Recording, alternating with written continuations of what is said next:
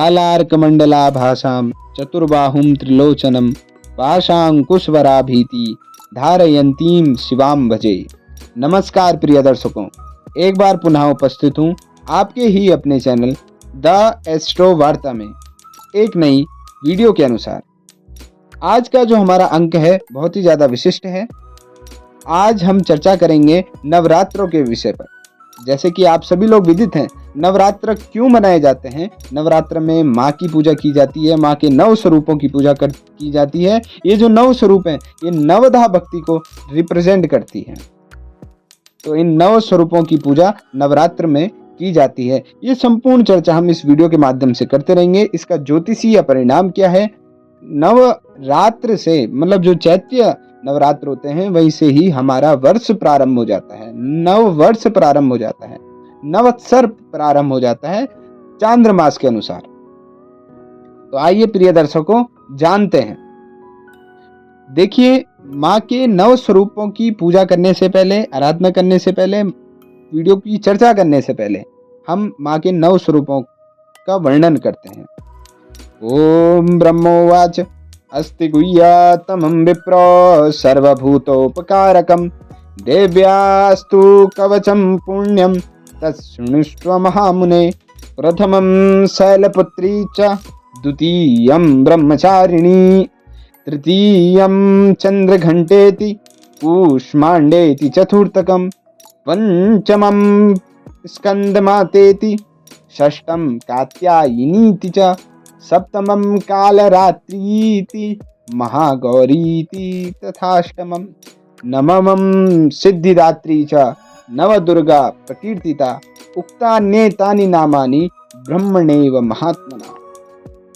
इस प्रकार से हमने माँ के 9 स्वरूपों का वर्णन किया, उनकी विवेचना की, और जो भी जातक माँ के इन 9 स्वरूपों की पूजा, 9 स्वरूपों का वर्णन प्रातः सायं हमेशा करता है, हर हमेशा करता है, हर दिन करता है, तो उस व्यक्ति को, उस जातक को माँ अपनी कृपा करती है उसके ऊपर, उसके परिवार के ऊपर, और उसको अभय प्रदान होता है, सिद्धि प्रदान होती है, माँ की अनुकंपा प्रदान होती है। कोटि योजन फल प्रदा, कोटि योजन के समान उस जातक को फल की प्राप्ति होती है। तो अतः आप सबसे निवेदन है, आप माँ के 9 स्वरूपों का वर्णन हर दिन करते रहें। साथ ही साथ ये जो 9 स्वरूप हैं ये नवधा भक्ति को रिप्रेजेंट करते हैं। अब जानते हैं नवरात्रि के विषय में, इस पे थोड़ी सी चर्चा करते हैं। नवरात्रि जो शब्द है, देखो 9 रात्रियां, मतलब हिंदी में अगर आप विवेचना करोगे, नव माने 9, रात्रि माने रात्रियां, रात्रि काल।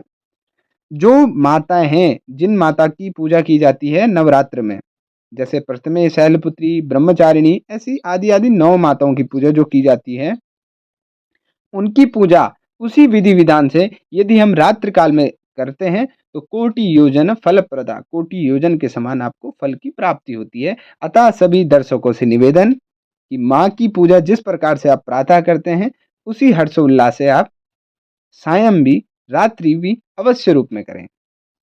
और साथ ही साथ अब देखिए, जो हमारे चैत्र नवरात्र हैं बसंत ऋतु में मनाए जाते हैं, शारदीय नवरात्र आपके शरद ऋतु में मनाए जाते हैं। तो आइए जानते हैं, एक आपके कर्म को रिप्रेजेंट करता है, एक आपके भक्ति को रिप्रेजेंट करता है। तो आइए मित्रों जानते हैं, चर्चाएं करते हैं। अब देखिए क्या है बात नवरात्रों के विषय पर। पहले तो हिंदू धर्म है, भारतवर्ष जो है वो 6 ऋतुओं का देश है। 12 महीने यहाँ पे हैं, 12 राशियां यहाँ पे हैं, 2 अयन यहाँ पे हैं। इस प्रकार से हमारा यह देश है। 2-2 महीनों में एक एक ऋतु होती है, इसी प्रकार से 6 ऋतुएं हैं। अब जानते हैं, देखिए नव वर्ष में जो हमारा रियल में जो नव वर्ष है वो कब मनाया जाता है। 3 ज्योतिषीय गणना के अनुसार 3 प्रकार के महीने होते हैं, श्रावण, सौर और चांद्र। चांद्र मास के अनुसार, जो कि अमावस टू अमावस चलता है या शुक्ल पक्ष टू शुक्ल पक्ष चलता है, चंद्र की गति के अनुसार जो भ्रमण होता है। दूसरा होता है संक्रांत, मतलब सूर्य की संक्रांत जो होती है, सूर्य जब अपना भ्रमण करता है सूर्य की गति के अनुसार होता है, जब सूर्य पुनः नई राशि परिवर्तन करता है उसको बोलते हैं सौर मास। और तीसरा होता है श्रावण मास, जो कि सूर्योदय से नेक्स्ट डे मतलब दूसरे दिन के सूर्योदय पर्यंत तक होता है। तो 3 प्रकार के मास बताएँ। अब देखिए, जो चंद्रमा के अनुसार मैंने आपको बताया, दूसरा जब हमारा आंग्ल नववर्ष होता है, लगभग सूर्य उस समय 230 डिग्री से 270 या हाँ, लगभग 270 डिग्री के हेर-फेर में होता है। जो कि आप अगर राशि के अनुसार देखें तो 9वीं राशि माने धनु राशि, और महीना होता है उस समय पौष का महीना चलता है। पौष के महीने में लगभग सूर्य 270 डिग्री का होता है और हमारा पूरा ब्रह्मांड 360 डिग्री के परिप्रेक्ष्य में उपस्थित है। 360 डिग्री का मतलब होता है एक पूर्ण ब्रह्म। तो जब पूर्ण ब्रह्म में सूर्य का परिभ्रमण आता है, अभी सूर्य भगवान जी 330 डिग्री से 360 डिग्री के हेर-फेर में हैं। जब ये चैत्र नवरात्र होते हैं, बैसाख का जब महीना प्रारंभ होता है, तो हमारा एक नया वर्ष प्रारंभ होता है। और अभी चांद्रमास के अनुसार, चांद्र की गति के अनुसार हमारा जो नव वर्ष प्रारंभ हो जाता है, वो चैत्र नवरात्र से प्रारंभ हो जाता है। अब अच्छी भी बात है प्रिय दर्शकों, आंग्ल वर्ष में हम एन्जॉय करते हैं। मदिरा पान करने वाले मदिरा पान करते हैं, मांस भक्षण करते हैं। जब चैत्र नवरात्रे आते हैं, जो मदिरा पान करने वाले भी जो लोग हैं, मांस भक्षण करने वाले भी जो लोग हैं, तो देखिए आप प्रकृति की अनुकंपा, वो भी 9 दिन तक माँ का पूजा, आराधना, माँ की उपासना करते हैं, माँ का व्रत लेते हैं 9 दिन तक, निराहार रहते हैं। तो इससे बड़ी उपलब्धता हमारे लिए क्या हो सकती है? जब हमारा नववर्ष प्रारंभ होता है, हम माँ के आगमन के लिए अपने घरों को, अपने मन को, अपने हृदय को स्वच्छ करते हैं। इसीलिए आप सबको भी नववर्ष के साथ नवरात्रों की मैं पुनः बधाइयाँ देता हूँ। अब आते हैं माँ के नव आइए जानते हैं नवरात्र में माँ की पूजा किस प्रकार से करें? देखिए, आप अपनी श्रद्धा के अनुसार माँ को कुछ भी अर्पण कर लीजिए, वो आपके ऊपर बात है। परंतु किस प्रकार से हम पूजन करें? सबसे पहले ब्रह्म मुहूर्त में उठ कर के, स्नान आदि क्रिया से निवृत्त होकर के, आपको अपने मंदिर में, अपने हृदय मंदिर में या अपने घर के मंदिर में या किसी भी आप मंदिर में जा सकते हैं, माँ के मंदिर में जा सकते हैं। वहाँ पे बैठ कर के सबसे पहले अपने आसन की शुद्धि करें, वहाँ पे नमक का पोछा लगाएँ, अपने आसन को बिछाएँ, हृदय के अंदर पोछा लगाएँ, किसी के लिए भी कपट की भावना ना रखें और श्रद्धापूर्वक एक संकल्प लें। संकल्प में आप क्या बोलेंगे कि हे माँ, ये जो 9 दिन हैं, मुझे ना आपकी पूजा करनी आती है, ना मुझे आपका मंत्र आता है, ना तंत्र आता है। बुद्धि की देवी भी तुम हो, या देवी सर्वभूतेषु बुद्धि रूपेण संस्थिता।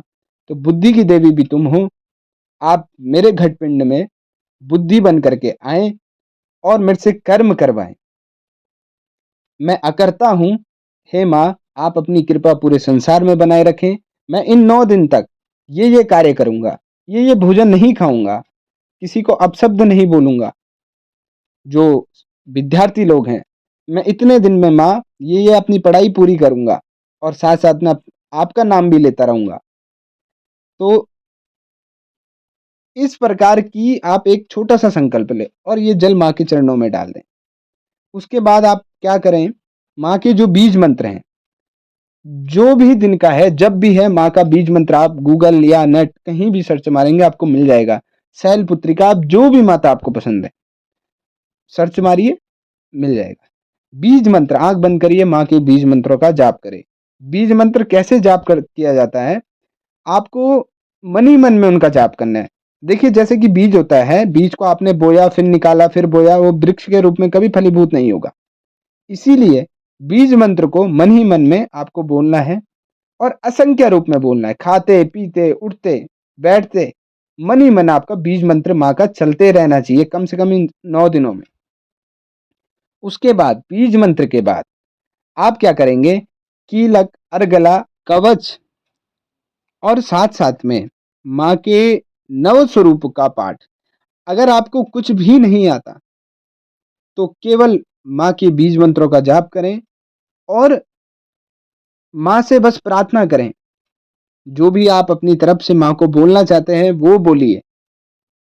साथ ही साथ माँ के 9 स्वरूप मैंने कहा, वैसे तो पढ़ने के लिए पूरी सप्तशती है, पूरे त्रयोदश अध्याय हैं, पूरे रात्रि सूक्त, श्री सूक्त, देवी सूक्त, वाक सूक्त, पढ़ने के लिए तो बहुत कुछ है, करने के लिए तो बहुत कुछ है। परंतु जो नहीं कर पाए, असमर्थ है, संस्कृत सही से नहीं पढ़ पाता है, उसके लिए हिंदी का भी विधान है। आप अगर आपके पास थोड़ा समय कम है, तो आप केवल माँ का ध्यान करें, उसके बाद आप अपनी तरफ से ध्यान करने के बाद माँ को अपनी तरफ से माँ के लिए चुन्नी, जो भी श्रृंगार आप माँ को चढ़ाना चाहते हैं, देखना चाहते हैं, जो भी व्यक्ति माँ को अगर जो अपनी पुत्री के समान देखें, अपनी माँ के समान देखें, अपनी बहन, अपने भाई, एक रिश्ता जोड़ दें अपनी माँ से। उस प्रकार से परम माँ जगदम्बा आप पे कृपा बनाए रखेगी। और जिस दिन आप रिश्ता जोड़ देंगे माँ से, उस दिन माँ की ज़िम्मेदारी होगी कि आप जिस भी संकट में हैं, जिस भी संकट में जहाँ भी हैं आप, वहाँ से निकालने का काम माँ का होगा। इसीलिए आप माँ की पूजा करें इस प्रकार से। और इतना करके आप लास्ट में आरती अवश्य करें। आरती करने के बाद आप बैठें, माँ से प्रार्थना करें, जो भी कार्य आपने किए हैं, अच्छे हो, बुरे हो, सब कुछ माँ पे समर्पित कर दें। क्षमा याचना करें और माँ को भोग लगाएँ। भोग लगाने के बाद उस प्रसाद का वितरण पूरे अपने घर में अवश्य रूप में करें, जिससे कि आपके घर में एक पॉजिटिवनेस बनी रहे, माँ की कृपा बनी रहे।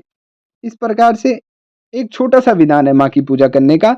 वैसे अगर हम सांस्कृतिक ढंग से अगर हम विधि-विधान करें, तो ब्राह्मण लोग हैं, सभी हैं, जिनको संस्कृत पढ़ना आता है, जिनको पूजा-पाठ इत्यादि आती है, वो बड़े विधान से माँ की पूजा कर सकते हैं। कम से कम उन लोगों को तो करनी ही चाहिए। क्योंकि जातकों ऐसा नहीं है कि आप पूजा अपने लिए कर रहे हो। अगर आप अपने घर में माँ का पाठ भी करते हो, तो हम हिंदू धर्मी कैसे हैं? सर्वे भवन्तु सुखिनः वाले हैं। ये संपूर्ण ब्रह्मांड की रक्षा करने वाली, पूर्ण ब्रह्मांड की ये अधिष्ठात्री माँ जगदम्बा आप पे, संपूर्ण संसार पे अपनी कृपा बनाए रखेगी। इसी प्रार्थना के साथ आपको लास्ट में ये अवश्य बोलें, सर्वे भवन्तु सुखिनः, सर्वे सन्तु निरामया, सर्वे भद्राणि पश्यन्तु, मा कश्चित् दुःखभाग् भवेत्। ऐसी हम माँ से प्रार्थना करेंगे, निश्चित ही माँ अपनी अपार कृपा हम पे और आप पे बनाए रखेगी।